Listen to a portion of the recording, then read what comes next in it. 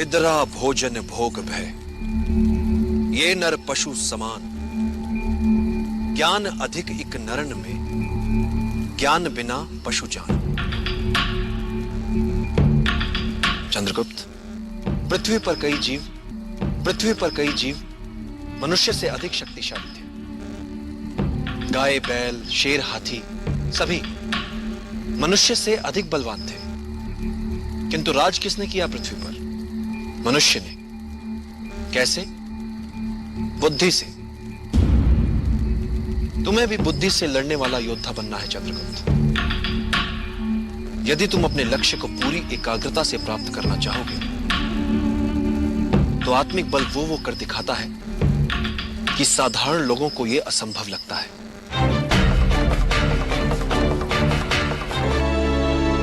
यदि तुम एकाग्रचित हो सको, अपने शरीर के साथ साथ अपने मन पर भी अधिकार कर लो, तो एक साधारण शरीर भी असाधारण कार्य कर सकता है, चाहे जितनी पीड़ा हो। यदि तुम्हारा मन उस पीड़ा को माने ही ना तो। इतिहास में ऐसे कई वीरों के विवरण हैं जिनका सर धड़ से अलग हो गया, किंतु वो युद्ध में लड़ते रहे, रक्त की अंतिम बूंद तक लड़ते रहे।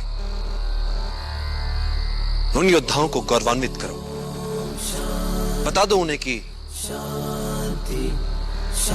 अब तुमने संभाला है उनका उत्तरदायित्व। आचार्य, क्या सदैव मैं इनसे यहाँ सीखता नहीं रह सकता?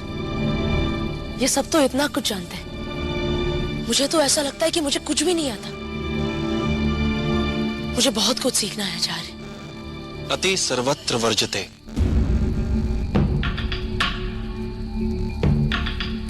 अति किसी भी बात की बुरी होती है चंद्रगुप्त, फिर वो चाहे सीखने की क्यों ना।